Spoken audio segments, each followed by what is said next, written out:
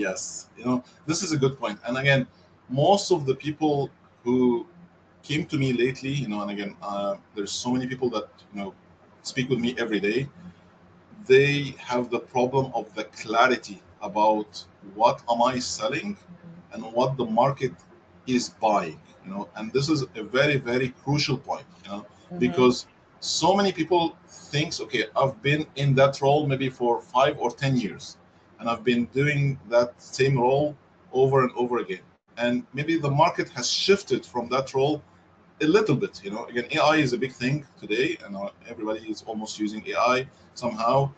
And it's a fancy word, a buzzword that everybody needs to keep adding to their skills or certs or experience.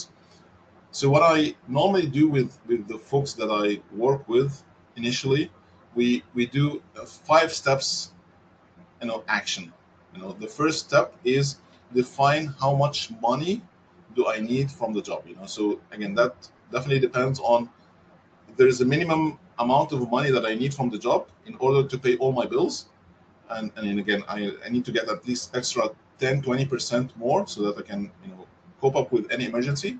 And then what I need to do next is find which roles that I can deliver today that are in demand, that pays this money. Because this is a crucial point. So many people just go and apply without reading how much money they will get, or knowing what is the average for this role, what is the cap for this company. And then they might end up getting the offer letter and then getting surprised, oh my god, this offer letter is too low for what I thought. And this frustrates too. So if you don't do that homework at the beginning, then unfortunately you lose time, and you lose energy. And again, it's a tough journey. So the third step is being deliberate, in terms of the company's list.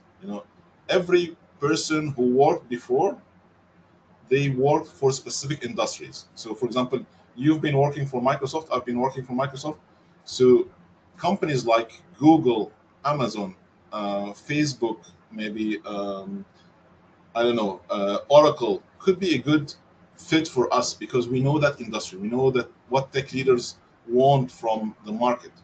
That's where the industry need to be clear, and I need to find companies, a very specific list of 20 companies or more that hire this role and pay this money. Because otherwise, I'm just again spray and pray. And I if I go to an industry that I don't have stories, I will not click. So if let's say I work all my life in retail and I now want to shift to healthcare, I know nothing about healthcare. How can I convince people that I'm the right person for the Mm-hmm. healthcare industry? So again, doing those steps, and again I'll go to point 4 and 5 shortly, will guarantee almost that your work will pay off afterwards. But if you don't do those steps, then unfortunately you're spraying and praying, and this is where you get overwhelmed quickly with the so many certifications, the so many skills that you need to Mm-hmm. add to your belt in order to land that job.